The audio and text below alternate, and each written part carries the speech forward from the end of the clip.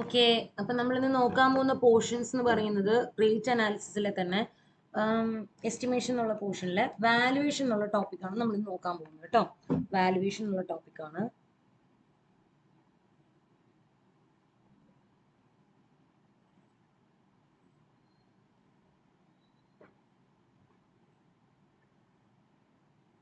Okay, so first question SSC ജെഇയിലെ ഏറ്റവും important ആയിട്ടുള്ള ഒരു പോർഷൻ ആണ് എസ്റ്റിമേഷൻ ക്വാണ്ടിറ്റി സർവേ എന്നുള്ളത്. അപ്പം അതിലെ valuation. Accuracy in measurement of thickness of the slab, accuracy in measurement of thickness of a slab, of thickness of or sectional dimension of a column and beam in centimeters should be.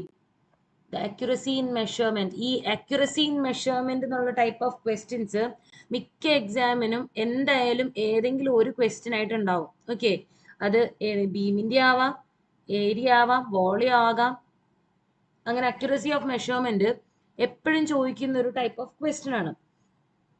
So accuracy in measurement of thickness of the slab or sectional dimension of column and beam that is in centimeters should be. Answers അറിയാമെന്നുള്ളവരുണ്ടെങ്കിൽ ഇട്ടോളൂ കേട്ടോ.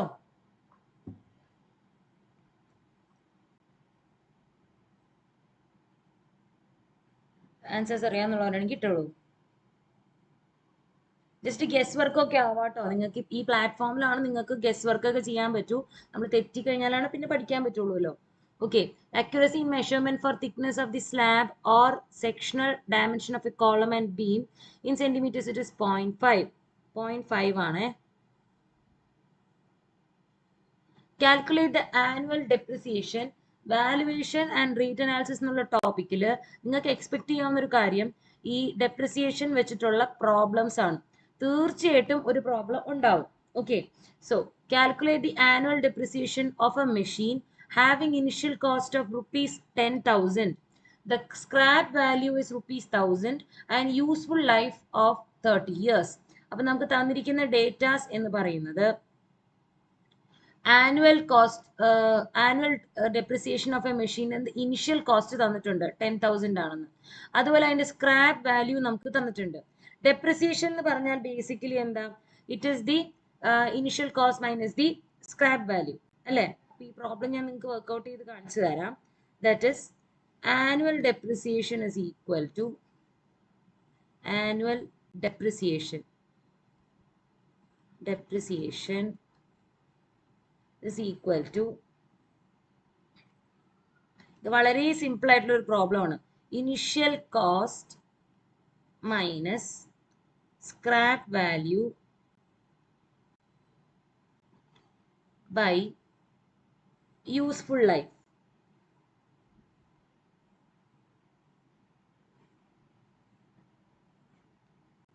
Okay, so initial cost എന്ന് പറയുന്നത് 10,000 ആണ്, minus 1000, scrap value 1000 തന്നിട്ടുണ്ട്, useful life 30 years തന്നിട്ടുണ്ട്.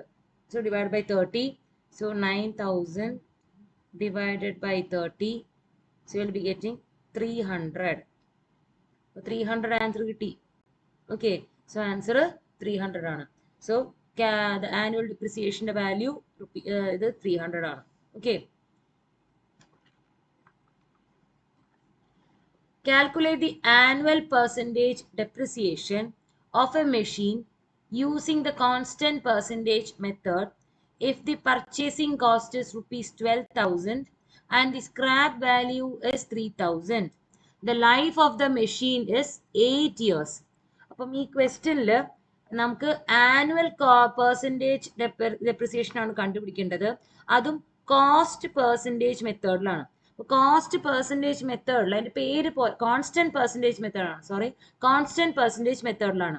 ഈ percentage മെത്തേഡിന്റെ പേര് പറഞ്ഞ പോലെ തന്നെ ഇതിന്റെ ആൻസർ നമുക്ക് കിട്ടുന്നത് പെർസെൻറ്റേജിൽ തന്നെയായിരിക്കണം. ഓക്കെ, സോ ഈ ആൻസേഴ്സ് ഒക്കെ പെർസെൻറ്റേജിലായിരിക്കണം നമുക്ക് കിട്ടേണ്ടത്. പർച്ചേസിങ് കോസ്റ്റ് നമുക്ക് തന്നിട്ടുണ്ട് 12,000 എന്ന്. ഓക്കെ, അതുപോലെ തന്നെ സ്ക്രാപ്പ് വാല്യൂ തന്നിട്ടുണ്ട്. ഇത് വളരെ ഈസിയാണ് കണ്ടുപിടിക്കാനായിട്ട്. നേരത്തെ നമ്മൾ ആനുവൽ ഡെപ്രിസിയേഷൻ കണ്ടുപിടിച്ചില്ലേ? എങ്ങനെയാണ് കണ്ടുപിടിച്ചത്? Depreciation, annual depreciation is equal to annual depreciation is equal to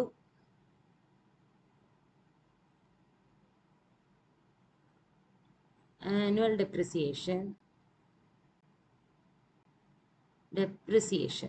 is equal to initial the cost of the asset. Okay, this asset cost initial value minus the scrap value. Okay, വേറൊരു രീതിയിൽ നമുക്ക് പറയാനുള്ളത് cost of asset minus net scrap value.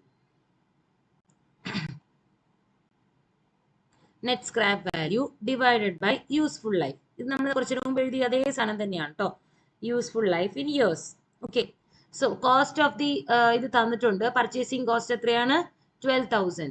അപ്പോൾ 12,000 minus scrap value എത്രയാണ്? 3,000 divided by useful life 8 വർഷമാണ്. Okay. So 8.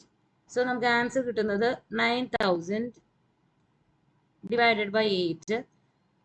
നമുക്ക് 1125 കിട്ടുന്നുണ്ട്. Okay, ഇനി നമ്മുടെ അടുത്ത് ചോദിച്ചിരിക്കുന്നത് annual percentage depreciation by using constant percentage method എന്നാണ്. Okay, so by constant percentage method annual percentage. Okay, ഇത് ഇവിടെ ഞാൻ ഇങ്ങനെ ഒരു സ്പേസ് ഇടുവാണേ. പെർസെൻറ്റേജ് ഡെപ്രിസിയേഷൻ ജസ്റ്റ് പെർസെൻറ്റേജ് എടുത്താൽ മതി. ഇതിന്റെ depreciation is equal to 1125 divided by initial cost എത്രയാണ്? 12,000 into 100.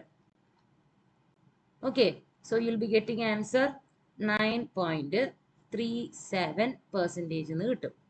Okay, calculations ഒക്കെ നമ്മളുടെ RRB JE എക്സാംസിനൊന്നും calculators allowed അല്ല for the tier 1.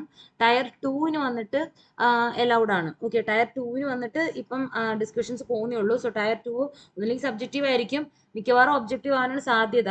Okay, because ആൾക്കാരുടെ എണ്ണം കൂടുതലാണ്. സോ അതുകൊണ്ട് സബ്ജക്റ്റീവ് ആവാനും ഒബ്ജക്റ്റീവ് ആവാനും സാധ്യതയുണ്ട്. സോ അവിടെ കാൽക്കുലേറ്റേഴ്സ് allowed ആവാനും സാധ്യതയുണ്ട്, ബിക്കോസ് കുറച്ചും കൂടി എക്സ്പാൻഡ് ആയിരിക്കുമല്ലോ. സോ ഈ 1125 by 12,000 into 100. സോ 9.3% ആണ് നമ്മുടെ answer. Okay,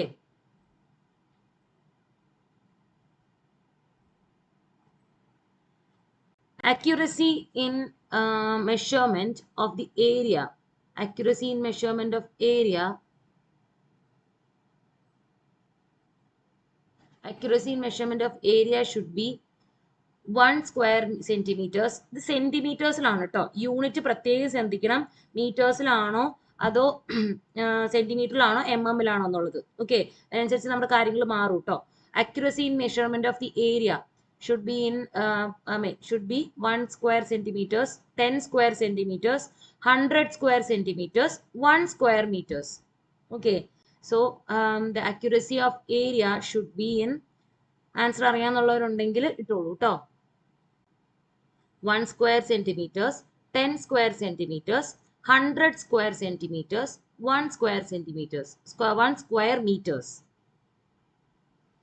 Okay, the answer is 100 square centimeters.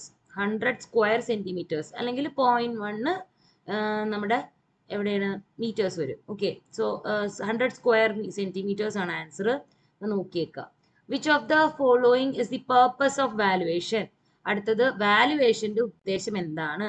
Approximate estimation of the cost, analysis of rates, detailed estimation of cost, taxation. Which of the following is the purpose of valuation? വാലുവേഷന്റെ purpose എന്താണെന്നാണ് ചോദിച്ചിരിക്കുന്നത്. Okay, വാലുവേഷന്റെ purpose എന്താണ്? ഇത് കാണുമ്പോൾ നമുക്ക് എല്ലാം ഈ വാലുവേഷന്റെ purpose ആണോ എന്ന് തോന്നും, പക്ഷെ ഇതിൽ ഒരെണ്ണം മാത്രമേ നമ്മുടെ റൈറ്റ് ആൻസർ ഉള്ളൂ, ഏകദേശം കറക്റ്റ് ആവുന്ന ഒരു ആൻസർ ഉള്ളൂ.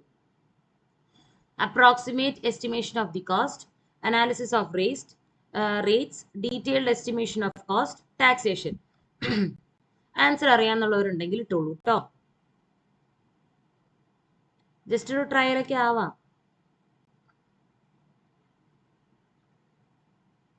The following is the which of the following is the purpose of the valuation? Actually, the purpose of the valuation is taxation. Answer is taxation. Okay. ഒരു വാല്യൂ ഓഫ് ദി പ്രോപ്പർട്ടി, ഒരു value എന്തിൻ്റെങ്കിലും ഒരു value കണ്ടുപിടിക്കുന്നത് നമ്മൾ തന്നെ tax ചെയ്യാൻ വേണ്ടിയിട്ടാണ്. Okay, അടുത്തത് An electric generator is installed in the building at a cost of rupees 50,000. Calculate the annual sinking fund, that is in rupees, required to deposit, required to be deposited to accumulate the whole amount of 5% compound interest. Assume the life of the electric generator as 10 years.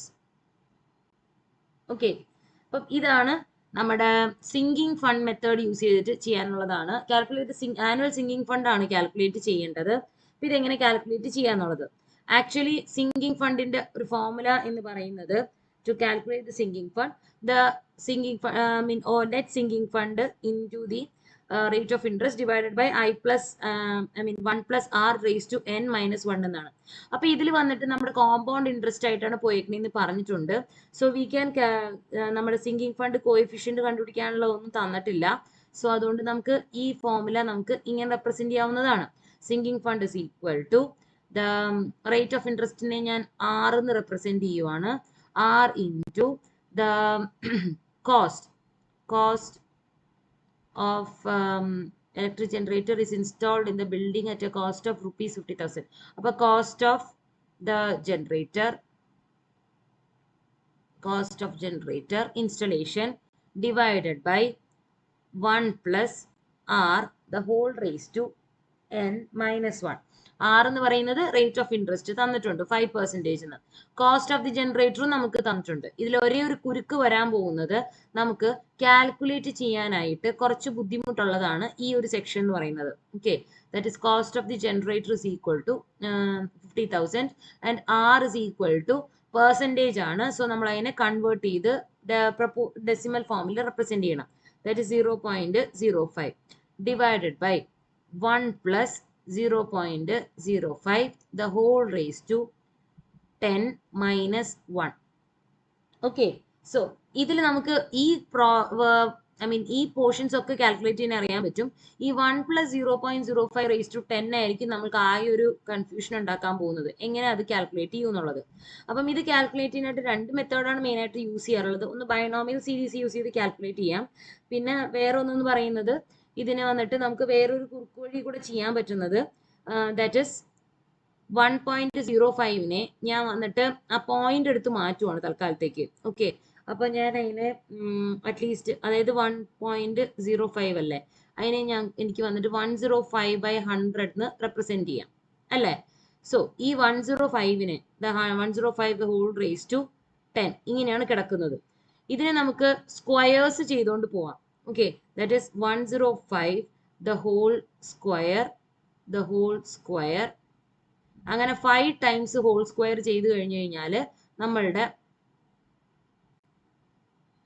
ഈ raise to 10 എന്നുള്ള സിറ്റുവേഷനിലെത്തും അല്ലേ. അതായത് 105 the whole square raised to 2 again, അങ്ങനെ 5 times 2 1 2 3 4 പിന്നെ 5. Okay, അപ്പൊ ഇങ്ങനെ ചെയ്യാം. Okay, ഇങ്ങനെ ചെയ്യണതാണ് ഒരു മെത്തേഡ് ഉള്ളത് ചെയ്യാനായിട്ട് എളുപ്പത്തിന്. 105 raised to 2 ഈ സ്ക്വയർ ചെയ്യാനുള്ള ഒരു ട്രിക്കിൽ വെച്ചിട്ട് നിങ്ങൾക്ക് ചെയ്യണം എന്നേ ഉള്ളൂ. ഓക്കെ, സ്ക്വയർ ചെയ്യാൻ ആക്ച്വലി വളരെ ഈസി ആയിട്ടുള്ള മെത്തേഡ് അവൈലബിൾ ആണ്. ഓക്കെ, സ്ക്വയർ ചെയ്യാനുള്ള ഒരു ഈസി മെത്തേഡ് ആണെങ്കിൽ ഞാനൊരു ഈസി മെത്തേഡ് പറഞ്ഞു തരാം സ്ക്വയർ ചെയ്യാനായിട്ട്.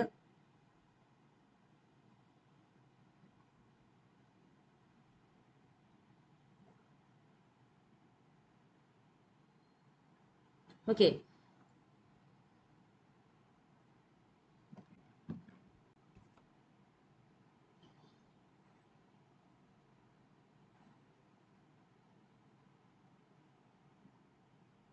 ഈ 105 എന്നുള്ളത് ഏത് നമ്പർ ആയാലും നമുക്ക് സ്ക്വയർ ചെയ്യാൻ വേണ്ടിയിട്ട് ഒരു ചെറിയൊരു ഈസി മെത്തേഡാണ് ഞാൻ പറയുന്നത്.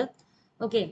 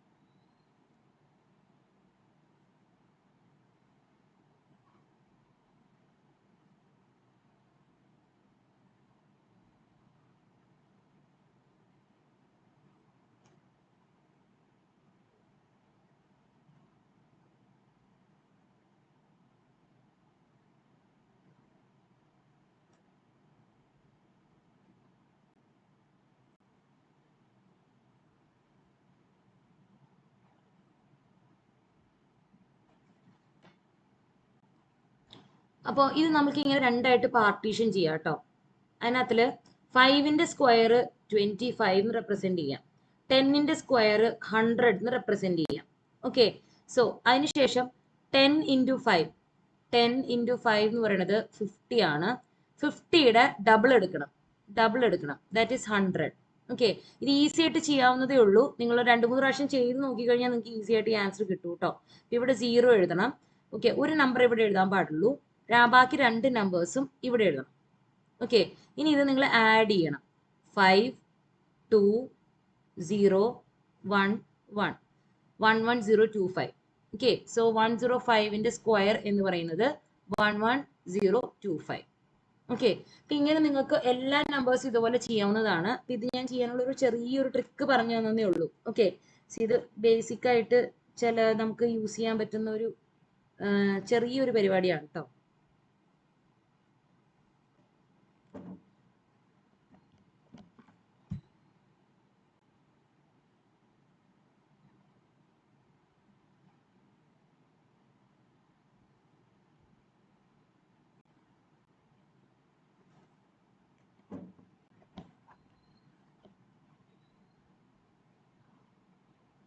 ഓക്കെ, സോ ഇത് ജസ്റ്റ് ഒരു ട്രിക്ക് പറഞ്ഞു തന്നേ ഉള്ളൂ, നിങ്ങൾക്ക് ട്രൈ ചെയ്യാവുന്നതാണ്. ഓക്കെ, ഇതല്ലാണ്ട് വേറെ വഴിയൊന്നുമില്ല ഇത് കണ്ടുപിടിക്കാനായിട്ട്. നൗ ഇത് കണ്ടുപിടിച്ച് കഴിഞ്ഞ് കഴിഞ്ഞാൽ നമുക്ക് ഈസി ആയിട്ട് ഇത് വർക്ക്ഔട്ട് ചെയ്യാവുന്നതാണ്. ഇങ്ങനെ ഒരു പ്രോബ്ലം നമുക്ക് എക്സ്പെക്ട് ചെയ്യാവുന്നതാണ്. സോ നമുക്ക് കിട്ടുന്ന ആൻസർ വന്നിട്ട് 3975.228 എന്ന് കിട്ടും. That is approximately you can take it as 3975 എന്ന് എടുക്കാം കേട്ടോ. That is 3975. Okay, calculate the volume of earth using trapezoidal method if the cross-section areas of the 3 sections of embankment at an interval of 20 meter are 40 square meter, 50 square meter and 80 square meter. നമ്മുടെ ചോദിച്ചിരിക്കുന്നത് calculate the volume using the of the earthwork using the trapezoidal method ആണ്. For according to trapezoidal method, to calculate the volume, what is the formula? That is the height, അതായത് h/2 into the first area plus last area. ഞാൻ area capital തന്നെ കൊടുക്കാം കേട്ടോ. First area plus last area plus 2 into next areas, അതായത് A2 plus A3 plus A4 plus okay etcetera.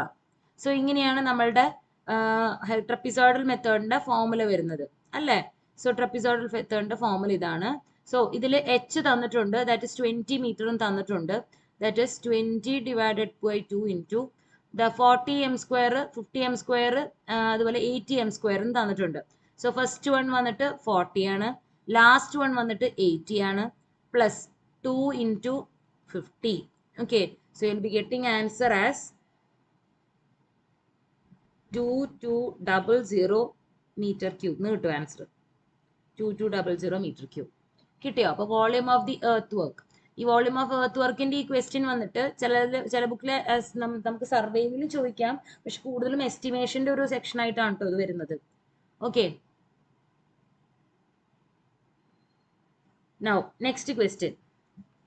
The length, width and height of wall are given as 800 centimeters, 500 centimeters and 50 centimeters respectively. What will be the total cost of brickwork if the rate of brickwork is rupees 320 per m cube?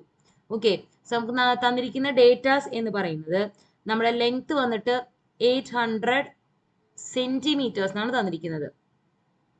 അതിന്റെ width is equal to 500 centimeters. Depth എന്ന് പറയുന്നത് okay, depth എന്ന് പറയുന്നത് 50 centimetres, 50 centimetres എന്ന് തന്നിട്ടുണ്ട്. ഇതെല്ലാം സെന്റിമീറ്റേഴ്സിലാണ് തന്നിരിക്കുന്നത്. Rate ഇത് പെർ എം ക്യൂബ് ആണ് കേട്ടോ. അപ്പൊ നമ്മൾ എന്ത് ചെയ്യണം? വോളിയം ആദ്യം കണ്ടുപിടിക്കണം. Volume of the brick work, volume of the brick work in M cube ആണ് കണ്ടുപിടിക്കേണ്ടത്. That is how to convert the centimeters to meters divided by 100. അപ്പം 8 into 5 into 0.5. So you will be getting answer here as 20 എന്ന് കിട്ടും. 20 into that is 5 into 5 25, 25 into 8. Okay, അതിന് point വരും. Then so you will be 20 into 320 that is equal to that is rupees 320 അല്ലേ per m cube എന്ന് വരുന്നത്. ഇതിനൂടെ separate ആയിട്ട് തന്നെ എഴുതാം. ഓക്കെ, ഇപ്പൊ 20 എന്ന് വരും m cube. For cost is equal to 20 into 320. So we'll be getting 6,400 എന്ന് കിട്ടും answer. So answer is rupees 6,400. Which of the following item is not a lump sum item? Not a lump sum item ആണ് കേട്ടോ. Question വായിക്കുമ്പം a lump sum item എന്നും not എഴുതുന്നതും ഒക്കെ കൃത്യമായി വേർതിരിച്ച് തന്നെ നോക്കി വെക്കണേ.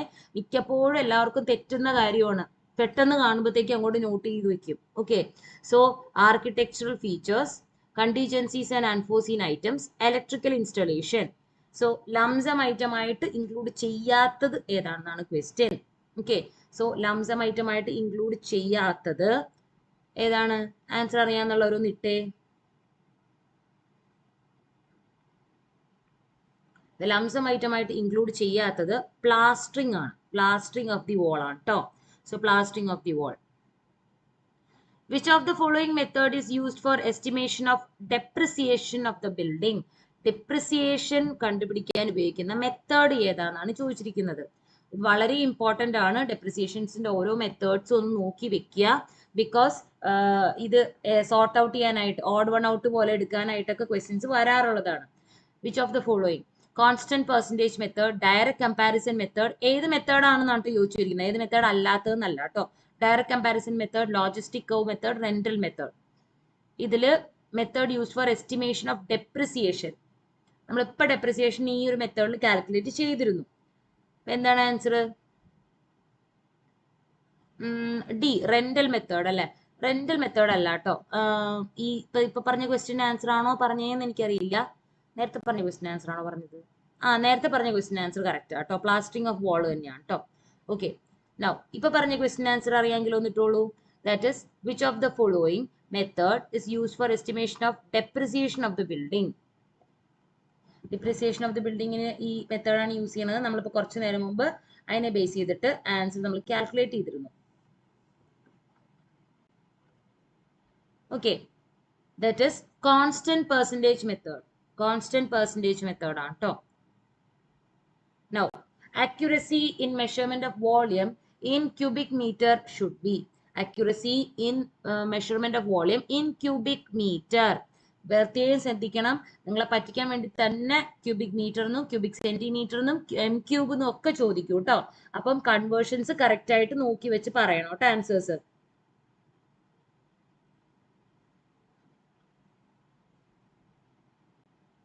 Accuracy in measurement of volume in m cube should be,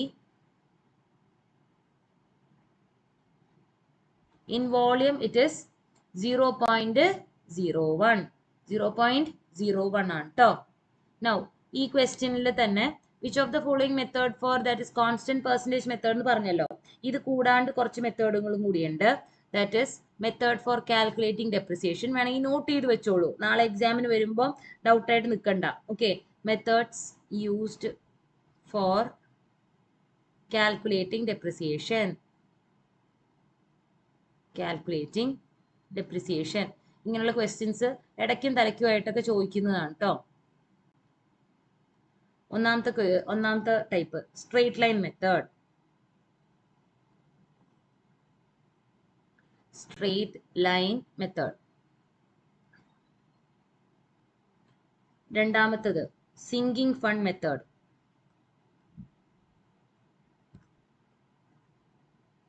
sinking fund method. മൂന്നാമത്തത് quantity survey method.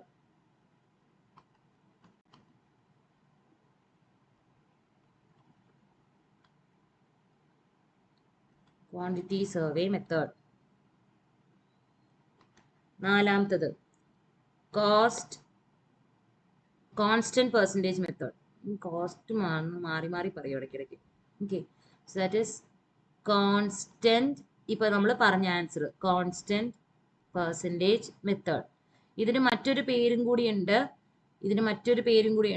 Or deli declining method. Sorry, declining method. ഇതിന്റെ മറ്റൊരു പേരാണ് ഡിക്ലൈനിങ് മെത്തേഡ് കേട്ടോ.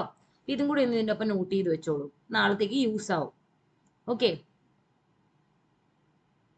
Next. The objective of creating sinking fund is to accumulate the sufficient money to objective of creating sinking fund is to accumulate the sufficient money to നമ്മുടെ വാല്യുവേഷന്റെ objective തന്നെയാണ് ഇതിന്റെ answer കേട്ടോ. ചെറിയൊരു hint തന്നതാണ്.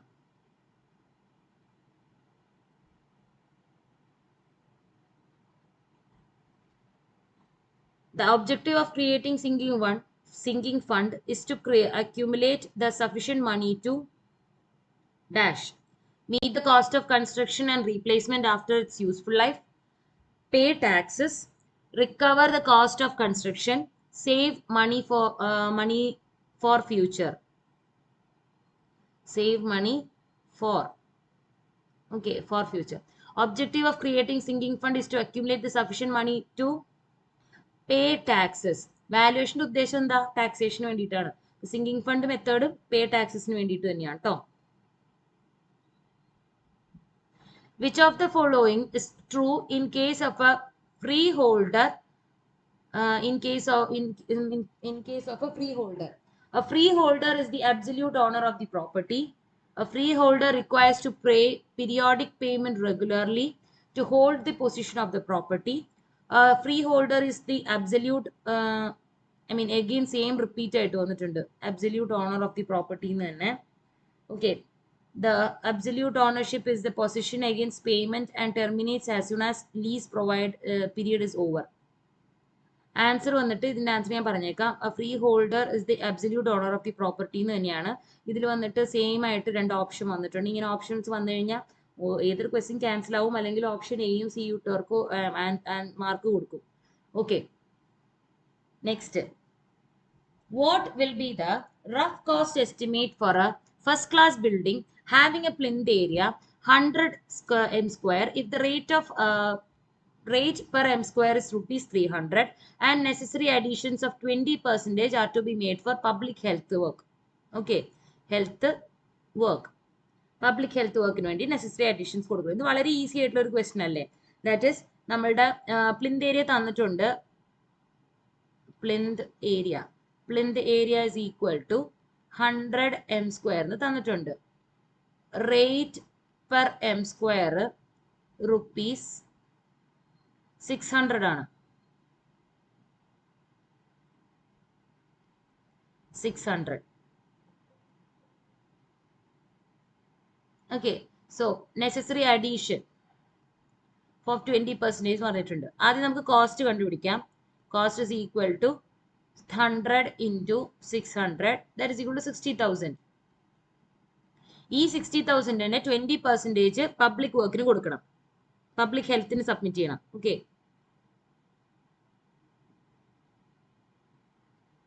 Public health work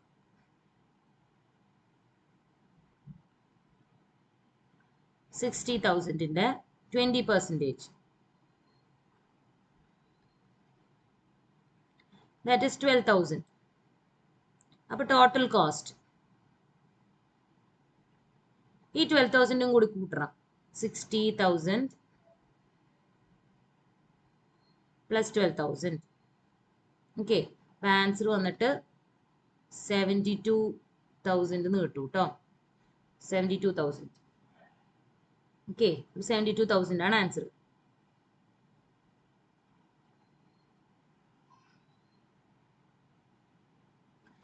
In estimation and valuation, the charges that are levied at the time of transfer or issue of stock, in addition to the book value and storage charges, are termed as.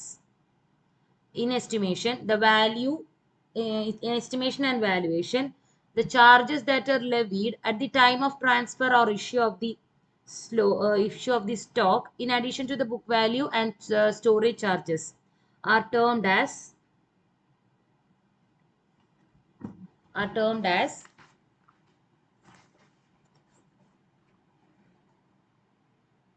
issue rate. In estimation and valuation, the charges that are levied at the time of transfer or issue of the stock, in addition to the book value and storage charges. It is termed as issue rate.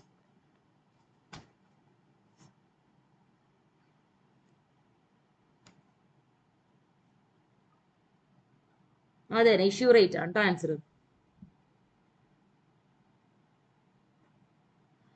Which of the following is a type of lease where duration of the lease for a property is given until the death of a person? Which of the following is a type of lease where a duration of the lease for a property is given until the death of the person? That is perpetual lease, life lease, sublease, freehold.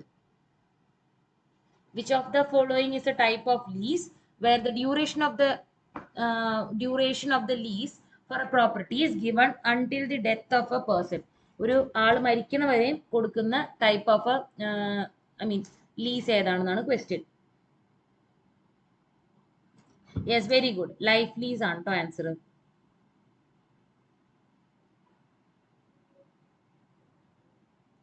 Okay, so ഈ ലീസുകളുടെ meanings ഒക്കെ ഞാൻ ഇവിടെ ഒന്ന് mention ചെയ്തിട്ടുണ്ട്.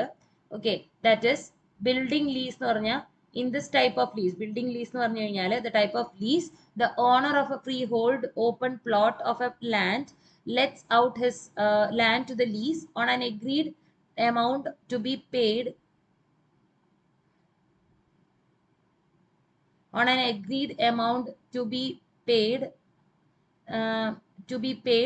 on a premium or a ground rent or a combination of the both. അതായത് ഒരാൾ അയാളുടെ ബിൽഡിങ്ങോ അല്ലെങ്കിൽ അയാളുടെ സ്ഥലമോ റെന്റ് കൊടുക്കുന്നതാണ് ബിൽഡിംഗ് ലീസ് എന്ന് പറയുന്നത്. ഇനി the lease holder may rent the building over there up to a specific amount. അതായത് ആ ബിൽഡിംഗ് അവിടെ ഇപ്പൊ ഷോപ്പിംഗ് കോംപ്ലക്സുകൾ അങ്ങനെയുള്ള ബിൽഡിങ്സ് ഒക്കെ നമ്മൾ ലീസിന് കൊടുക്കില്ലേ, അത് തന്നെയാണ് ഈ ബിൽഡിംഗ് ലീസ് എന്ന് പറഞ്ഞാൽ. ഇനി ഓക്യുപേഷണൽ ലീസ് എന്ന് പറഞ്ഞു കഴിഞ്ഞാൽ in this type of lease is granted against the premium or rent or a combination of the two by owner of a property consisting of land and building of other structures for occupancy for a fixed period to another person. Occupational lease എന്ന് പറഞ്ഞാൽ താമസിക്കാനായിട്ട്. ഇപ്പൊ നമ്മൾ വീട് വന്നിട്ട് വാടകയ്ക്ക് കൊടുക്കുന്നതല്ല, വീട് വന്നിട്ട് പണയത്തിന് കൊടുക്കില്ലേ, അതാണ് സംഭവം. ഓക്കെ, വീട് വന്നിട്ട് ലീസിന് കൊടുക്കുന്നത്, അത് വന്നിട്ട് നമുക്ക് ഓക്യുപേഷണൽ ലീസ് ആയിട്ട് പറയാം.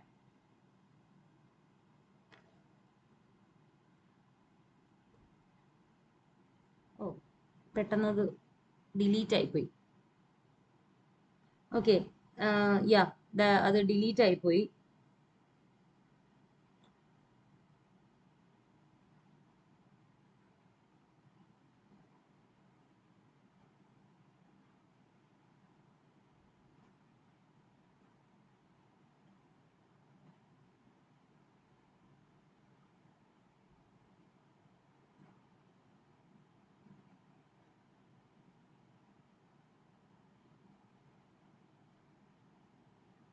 ഓക്കെ, സോ അതാണ് ഓക്യുപേഷണൽ ലീസ്. നമുക്ക് അടുത്ത പോർഷൻ നോക്കാം. The gradual reduction in the value of a property due to structural deterioration of wear and tear or decay. The gradual reduction of the value of the property due to structural deterioration, wear and tear or decay. ഇതിന്റെ വന്നിട്ട് revaluation, devaluation, amortisation and depreciation. ഇത് ഏതായിരിക്കും answer? വളരെ easy ആയിട്ടുള്ള ഒരെണ്ണം അല്ലേ. The gradual reduction in the value of the property due to structural deterioration. Yes, very good. Depreciation ആണ് ട്ടോ ആൻസർ. ഞാൻ നോട്ട്സ് പ്രൊവൈഡ് ചെയ്യുമ്പം അതിലിട്ടേക്കാം കേട്ടോ ഡെഫിനിഷന്. ഓക്കെ, അത് പെട്ടെന്ന് എന്ത് ചെയ്തപ്പോൾ ഡിലീറ്റ് ആയിപ്പോയി. In valuation, identify the method that is not used for assessing the rateable value of the property. In valuation, identify the method that is not used for assessing the rateable value of the property.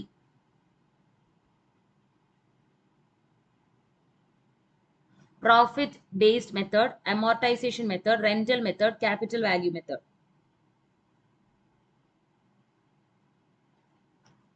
അറിയാന്നുണ്ടെങ്കിൽ ഇട്ടോളൂ കേട്ടോ. In valuation, identify the method that is not used for assessing the rateable value of a property. Answer വന്നിട്ട് amortisation method ആണ്. Amortisation method. ഈ ഓരോ മെത്തേഡുകൾ എന്താന്ന് പറഞ്ഞു തരാം.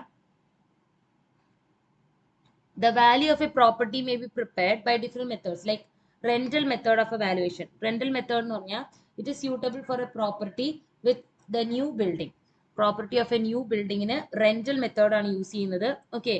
ഇനി land and building method of valuation. Land and building method ഈ ഓപ്ഷനിൽ പറഞ്ഞിട്ടില്ല, പക്ഷെ അതിന്റെ ഡെഫിനിഷൻ പറയാം. It is suitable for special purpose properties such as schools, police stations, അതിനൊക്കെ യൂസ് ചെയ്യുന്നതാണ് rental building method of valuation. ഇനി capital value method. It is suitable for open land, clubs, out homes ഒക്കെയാണ്. Okay, so ഇത് ഓരോന്നും ഒരേ സ്ഥലത്ത് എവിടെയൊക്കെയാണ് use ഉള്ളത് എന്നുള്ളത് കൃത്യമായി നോട്ട് ചെയ്യണം കേട്ടോ. That is rental method use for new buildings, land and building method school, police സ്റ്റേഷൻസിനൊക്കെ യൂസ് ചെയ്യുന്നത്, ക്യാപിറ്റൽ വാല്യൂ മെത്തേഡ് യൂസ് ചെയ്യുന്നത് for open land, clubs, out ഹോംസിനൊക്കെ. അതുപോലെ profit based valuation use for shops, hotels, cinemas. ഇതിലൊക്കെ profit sharing ആണല്ലോ. So profit based valuation method ആണ് use ചെയ്യുന്നത്. Development method, it is used for, suitable for underdeveloped property. Underdeveloped property ന്റെ valuation ഒന്ന് use ചെയ്യുന്ന method ആണ് development method.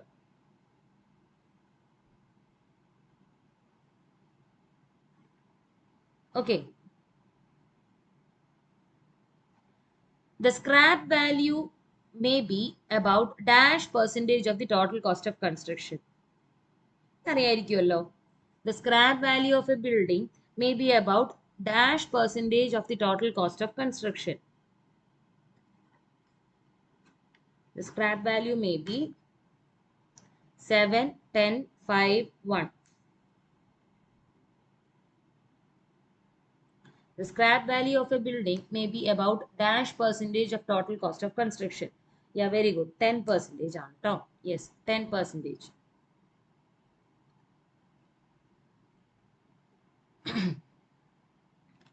അടുത്തൊരു workout example ആണ്. A property fetches rupees 9,000 deducting all outgoings. If the rate of interest is 8% per annum, the capitalized value of the property is. ഇതൊന്ന് calculate ചെയ്ത് നോക്ക്, ചെയ്യാൻ പറ്റുന്നുണ്ടോ എന്ന് നോക്കൂ. നോക്കാൻ പറ്റുന്നില്ലെങ്കിൽ ഞാൻ പറഞ്ഞുതരാം.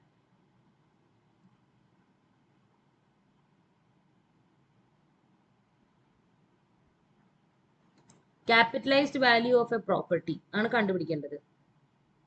Capitalized value ന്റെ definition എന്ന് പറയുന്നത്, capitalized value of a property, yes, B ആണ് കേട്ടോ ആൻസർ. ഓക്കെ, എനിവേ ബാക്കിയുള്ളവർക്ക് വേണ്ടിയിട്ട് ഞാനിത് വർക്ക്ഔട്ട് ചെയ്തിട്ടേക്കാം കേട്ടോ. Capitalized value of a property is the amount of money whose annual interest at highest prevailing rate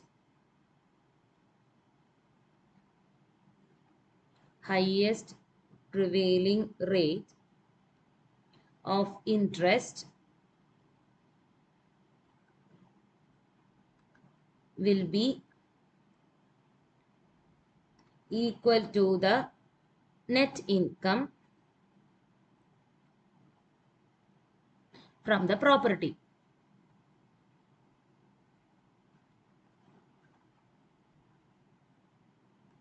Okay, capitalized value എന്ന് പറഞ്ഞു കഴിഞ്ഞാൽ ഇതിന്റെ ആൻസർ എന്താണ്? അപ്പോൾ ഇതിനകത്തിൽ നമ്മളുടെ 9,000 ആണ് ഡിഡക്ട് ചെയ്തിരിക്കുന്നത്.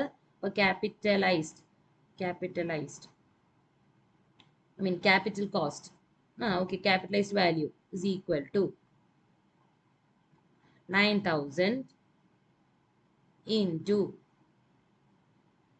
നമ്മൾ ₹100 എടുക്കണം അതിനെ. Okay, divided by 8%. അതായത് 8/100 അല്ലേ, അപ്പം 100/8 ഇപ്പുറത്തെ സൈഡിലോട്ട് കൊണ്ടുവരുമ്പം 100/8 ആയി. 9,000 divided by into 100/8, then you'll be getting answer as 112500. Okay, കിട്ടിയല്ലോ.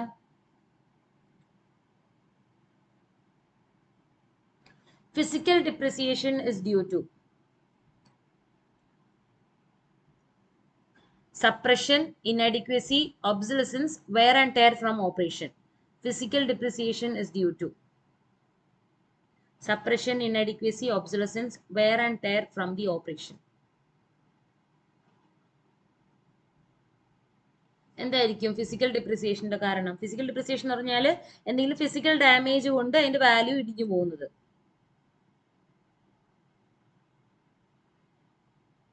ഊഹിക്കാൻ പറ്റുന്നുണ്ടോ ആൻസർ? ആൻസർ വന്നിട്ട് wear and tear from operation. Okay.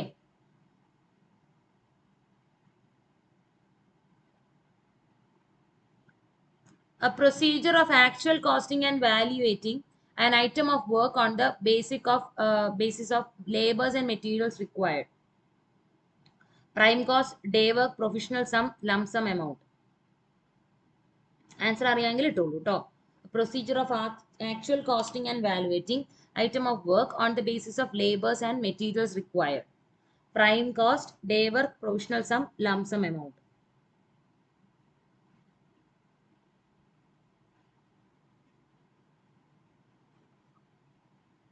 കിട്ടുന്നുണ്ടോ answer? Answer is day work ആണ്. ഇതെല്ലാം ഓരോന്ന് എന്താന്ന് പറഞ്ഞു തരാം. Day work means by which a contractor is paid for specially instructed or specially instructed work on the basis of cost, labor, material and plan plus the mark overhead on the profit. Okay, ആണ് day work, ഒരു ദിവസത്തെ കൂലി എന്ന് പറയുന്നത്. Okay, ഒരു special വർക്കിന് വേണ്ടി നമ്മൾ വിളിക്കുമ്പോൾ കൊടുക്കുന്ന പൈസ. ഇനി provisional sum. A provisional sum is an allowance usually estimated by cost consultant that is inserted into the tender document for a specific element of a work that is not yet defined in enough detail or tenders to the accurately price. അതായത് നമ്മൾ ഒരു particular work, ഒരു architectural ഫീച്ചറോ അല്ലെങ്കിൽ ഒരു particular വർക്കോ അവിടെ ഇപ്പൊ for example നമ്മളൊരു വീടിന്റെ കാര്യം എടുക്കുമ്പോൾ പുകയില്ലാത്ത അടുപ്പ് കൊടുക്കണം എന്ന് ഞാൻ തീരുമാനിക്കണം. അപ്പൊ പുകയില്ലാത്ത അടുപ്പ് ചിലപ്പോൾ കൊടുക്കാം, ചിലപ്പോൾ കൊടുക്കാതിരിക്കാം അല്ലേ? അപ്പൊ അതിന് വേണ്ടിയിട്ട് ടെൻഡർ എമൗണ്ടിൽ എനിക്ക് എത്ര കൃത്യമായിട്ട് എമൗണ്ട് അറിയില്ല. അപ്പൊ ഒരു പ്രൊവിഷണൽ സം എന്ന് പറഞ്ഞൊരു എമൗണ്ട് ഇട്ട് വെക്കുക. അതാണ് provisional sum. Lump sum amount. Lump sum amount എന്ന് പറഞ്ഞാൽ നമുക്ക് കറക്റ്റ് ആയിട്ട് ക്വാണ്ടിഫൈ ചെയ്യാൻ പറ്റാത്ത വർക്കുകൾ, ഇപ്പൊ ഫോർ ആർക്കിടെക്ചറൽ വർക്കുകൾ ചിലത് നമുക്ക് കറക്റ്റ് ആയിട്ട് ക്വാണ്ടിഫൈ ചെയ്യാൻ പറ്റില്ലല്ലോ. അതുപോലെ ഇലക്ട്രിക്കൽ ഇൻസ്റ്റലേഷൻ വർക്കുകൾ, അതിനൊക്കെ നമുക്ക് ലംസം വർക്ക് എന്ന് പറയാം. ഇനി അടുത്തത് prime cost. It is a sum of the direct cost of the material and labour associated with a construction project. അതായത് direct cost of the material and the labour associated with a construction cost of construction വർക്കിന്റെയാണ് prime cost എന്ന് പറയുന്നത്. Prime cost എന്ന് പറഞ്ഞാൽ prime ആയിട്ടുള്ള cost. Okay, അതിന്റെ direct cost ആണ് prime cost. കിട്ടിയല്ലോ. An old building has a future life of 15 years. The rate of interest on capital is 7%. If the coefficient of annual sinking fund is 0.43, then what will be the value of purchase? Value of years purchase. Year of purchase കണ്ടുപിടിക്കാനാണ് question കേട്ടോ. അറിയാന്നുള്ളവരുണ്ടെങ്കിൽ ഇട്ടോളൂ. ഇത് ചെയ്യാൻ അറിയാം എന്നുണ്ടെങ്കിൽ ഇട്ടോളൂ.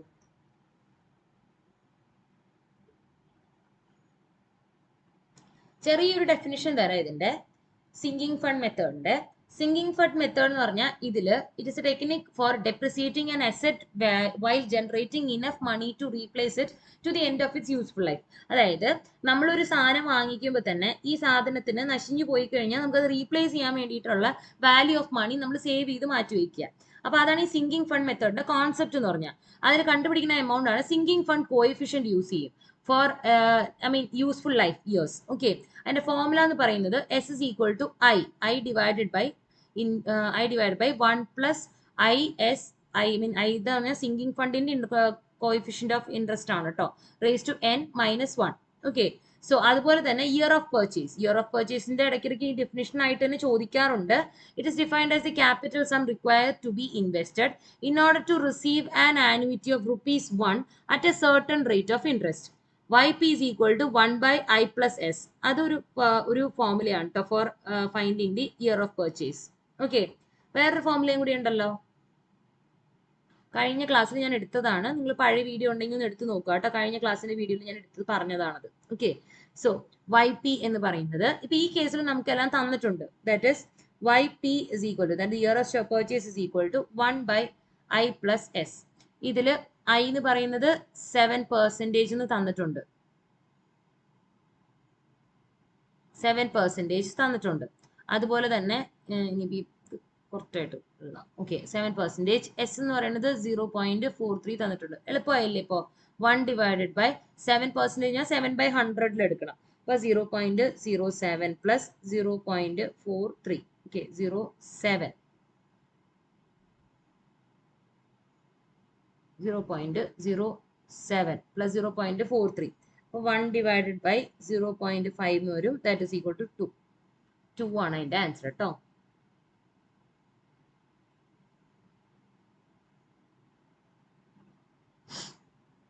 The annual or periodical payment for repayment of capital amount invested in a property, invested on a property for a specific period is known as. The annual or periodical payment of for repayment of the capital amount invested on a property for a specific period is known as obsolescence, annuity, depreciation, amortization. The annual or periodic payment for repayment of a capital amount invested on a property for a specific period is known as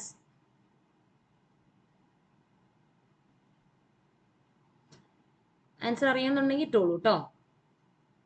obsolescence, annuity, depreciation, amortization.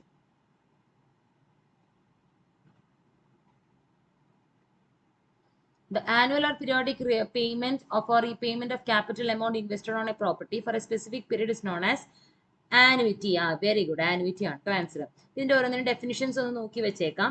Annuity എന്ന് പറഞ്ഞു കഴിഞ്ഞാൽ ഇപ്പം നമ്മൾ ഈ പറഞ്ഞ കാര്യം തന്നെ, annual or periodic payment four repayment of capital amount invested on A property. അതായത് ആനുവൽ ആയിട്ട് ഞാനൊരു സ്ഥലത്ത് ഇൻവെസ്റ്റ് ചെയ്തേക്കുന്നത് എമൗണ്ട് പേ ചെയ്തുകൊണ്ടിരിക്കുന്നത്, ഓക്കെ, തിരിച്ച് പേ ചെയ്തുകൊണ്ടിരിക്കുന്നത്. It is designed to help the and protect you from risk of outliving your income. Now amortization. Amortization എന്ന് പറഞ്ഞാൽ a payment plan which a loan is reduced through monthly payments of principal and the interest. Amortization എന്ന് പറഞ്ഞു കഴിഞ്ഞാൽ ഒരു payment plan ആണ് by which loan amount is reduced by the monthly payment of principal and interest. നമ്മൾ ഈ വീട് വയ്ക്കാൻ വേണ്ടി ലോൺ എടുക്കുക, അതൊക്കെ വന്നിട്ട് കൈൻഡ് ഓഫ് amortization ആണ്. അതായത് നമ്മൾ ലോണിന്റെ എമൗണ്ട്, പ്രിൻസിപ്പൽ എമൗണ്ടിന്റെ കൂടെ ഇൻട്രസ്റ്റ് റേറ്റും കൂടി ആഡ് ചെയ്ത് കൊടുക്കണതാണ് amortization. Depreciation എന്ന് പറഞ്ഞു കഴിഞ്ഞാൽ ഒരു വാല്യൂ ഇടിയണത്, okay, that can be due to wear and tear. I mean the monetary value of an asset decreases over time. അതിനെയാണ് ഡ്യൂ ടു യൂസ്, അതിന്റെ wear and tear or obsolescence. അതായത് obsolescence എന്ന് പറഞ്ഞാൽ അതിന്റെ എന്താണ് ഔട്ട്ഡേറ്റഡ് ആയി പോവുക ഒരു വർക്ക്, ഓക്കെ. അതായത് മുൻകാലങ്ങളിൽ നമ്മൾ ടൈപ്പ് റൈറ്റിംഗ് ഒക്കെ യൂസ് ചെയ്തിരുന്നു, ഇപ്പൊ കമ്പ്യൂട്ടർ അല്ലേ യൂസ് ചെയ്യാനുള്ളൂ. അപ്പൊ ടൈപ്പ് റൈറ്റിംഗ് മെഷീൻസ് ഒബ്സൊല്യൂട്ട് ആയി. സോ അങ്ങനെ, അപ്പൊ അതിനാണ് ഡെപ്രിസിയേഷൻ എന്ന് പറയുന്നത്. ഒബ്സൊലസൻസ് മനസ്സിലായല്ലോ, is a process of becoming obsolete or outdated or no longer use. ഇപ്പൊ നമ്മൾ ഉപയോഗിക്കുന്നേ ഇല്ലാത്തത്, ഓക്കെ. അപ്പൊ അതിനാണ് ഒബ്സൊലസൻസ് എന്ന് പറയുന്നത്. Actual cost of the work is calculated at any stage of work by just knowing the work to be done during estimation at the time of completion of the work. At the time of completion of the work. Then actual cost of the work is calculated at any stage of work by just knowing the work to be done during the estimation at the time of completion of the work. Actual cost എപ്പോഴാ calculate ചെയ്ത് കിട്ടുക? At any stage of work ആണോ? Yes, very good. At the time of completion of the work ആണ് കേട്ടോ, correct ആണ്.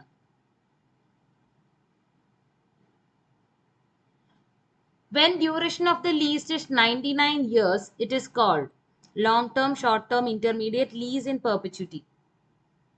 When the duration of lease is 99 years, നമ്മൾ പറയാം, നമ്മൾ മുല്ലപ്പെരിയാർ ഡാം ഒക്കെ 999 ഇയേഴ്സിന് കൊടുത്തു എന്നൊക്കെ പറഞ്ഞില്ലേ?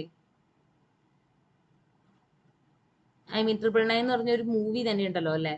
When duration of the lease is 99 years, 99 ഇയേഴ്സിന് നമ്മൾ കൊടുക്കുവാണെങ്കിൽ, yes, very good, that lease is called as long term lease കേട്ടോ. അപ്പൊ short term lease, long term lease എന്താണെന്ന് ജസ്റ്റ് ഒരു ഡെഫിനിഷൻ നോക്കാം. When the lease is granted for a period of 99 years, it's known as long term. And when it is for 999 years, it is said to be perpetuity or for endless duration. കിട്ടിയോ? ഇപ്പോൾ പെർപെച്യൂറ്റി ലീസിന്റെ ഡെഫിനിഷനും കിട്ടിയല്ലോ. അതായത് 99 ഇയേഴ്സിന് കൊടുത്തു കഴിഞ്ഞാൽ അത് long term, 999 ഇയേഴ്സിന് കൊടുത്തു കഴിഞ്ഞാൽ അത് പെർപെച്യൂറ്റി അല്ലെങ്കിൽ എൻഡ്ലെസ് ഡ്യൂറേഷൻ എന്ന് പറയാം. ഓക്കെ. അതുപോലെ തന്നെ ഷോർട്ട് ടേം ലീസ് എന്ന് പറഞ്ഞാൽ it is duration within fewer than 6 months, 6 മാസത്തിൽ കുറഞ്ഞിട്ടുള്ള രീതിയിൽ കൊടുക്കുന്നതാണ് short term lease. Okay. They are based on month to month rental agreement which may or may not be renewed at the end of each month. എല്ലാ മാസത്തിലോ ചിലപ്പോൾ renew ചെയ്യാം, renew ചെയ്യാതിരിക്കാം. അങ്ങനെ ഒരു 6 മാസത്തിൽ. അതായത് നമ്മളൊരു ഷോർട്ട് ടേം ലീസ് എന്നൊക്കെ പറയുമ്പോൾ നമ്മൾ ചിലപ്പോൾ ഈ ബിൽഡിംഗ് എക്യുപ്മെന്റ്സ് ഒക്കെ നമ്മൾ റെന്റിന് എടുക്കാറില്ലേ, ഈ സ്കാഫോൾഡിങ്ങും ഷട്ടറിങ്ങിന്റെ വർക്കിന്റെ സാധനങ്ങളൊക്കെ നമ്മൾ വന്നിട്ട് ചിലപ്പോൾ റെന്റിന് എടുക്കാറുണ്ട്. അപ്പൊ അത്തരം സാധനങ്ങൾ നമുക്ക് ഷോർട്ട് ടേം ലീസ് എന്ന് പറയാം. ചിലപ്പോൾ ഒരു 6 മാസത്തേക്കോ അല്ലെങ്കിൽ ഓരോ മാസത്തേക്ക് എടുക്കാം. മന്ത് ടു മന്ത് റെന്റൽ ബേസിസിലായിരിക്കും. അപ്പൊ ചിലപ്പോൾ വന്നിട്ട് അത് പുതുക്കാറൊന്നുമില്ല, ചിലപ്പോൾ 6 മാസത്തേക്ക് കഴിഞ്ഞ് കഴിയുമ്പോഴായിരിക്കും അത് തിരിച്ചു കൊടുക്കുന്നത്, അങ്ങനെയൊക്കെ. ഓക്കെ. അതായത് ഒരു വീട് പണി തീരണ വരെയും ചിലപ്പോൾ നമുക്ക് ഷട്ടറിങ്ങിന്റെ ഒക്കെ ആവശ്യം ഉണ്ടാവുമല്ലോ, സ്കാഫോൾഡിങ്ങിന്റെ ഒക്കെ. അപ്പൊ അതാണ് ഷോർട്ട് ടേം ലീസ്. അപ്പം ഈ പെർപെച്യൂറ്റി എന്ന് പറഞ്ഞു കഴിഞ്ഞാൽ 999 ഇയേഴ്സിന് 999 ഇയേഴ്സിന് കൊടുക്കുന്ന പെർപെച്യൂറ്റി ഓർ എൻഡ്ലെസ് ഡ്യൂറേഷൻ. ഇനി ലീസ് 99 ഇയേഴ്സിന് കൊടുത്തു കഴിഞ്ഞാൽ അത് വന്നിട്ട് ലോങ് ടേം ലീസ് ആണ് കേട്ടോ, ലോങ് ടേം ലീസ്. അപ്പൊ ആൻസേഴ്സ് കിട്ടിയല്ലോ. ഓക്കെ. സോ നമ്മൾ ഈ ഇത്രയും ടോപ്പിക്സ് ആണ് ഇന്ന് ഡിസ്കസ് ചെയ്യാൻ ഉദ്ദേശിച്ചിട്ടുള്ളൂ. ഓക്കെ. അപ്പൊ വാല്യുവേഷൻ, റേറ്റ് അനാലിസിസ് നമ്മൾ ഓൾറെഡി എസ്റ്റിമേഷൻ ഒക്കെ കാൽക്കുലേറ്റ് ചെയ്തിരുന്നു, അതിനെ കുറിച്ചൊക്കെ നോക്കിയിരുന്നു ലാസ്റ്റ് ക്ലാസ്സിൽ. അപ്പൊ നിങ്ങൾക്ക് അറിയണമെന്നുണ്ടെങ്കിൽ പ്രീവിയസ് വീഡിയോസ് ഒക്കെ ഒന്ന് എടുത്ത് നോക്കുക. So thank you.